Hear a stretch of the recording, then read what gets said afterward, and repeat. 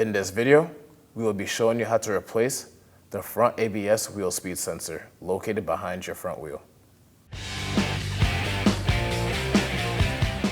To find our wheel speed sensor, it is located behind our front rotor attached to the knuckle.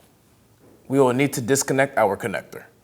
Right here, we have a tab. We'll need to push down on that tab and pry it upwards. You may also use a pick to reach in from underneath and pop the tab upwards. Set the connector aside. On your sensor, you will see that you have a bolt. To remove it, you will need to use a 5mm Allen key. Gently pull and twist your wheel speed sensor out of position. Slide it out. Now we will clean out our mounting area.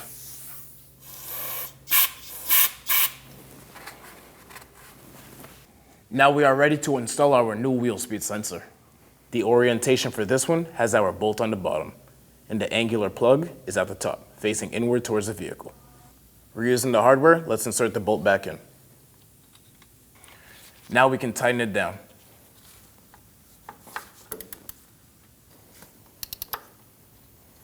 There is no torque spec for this, just get it down nice and tight.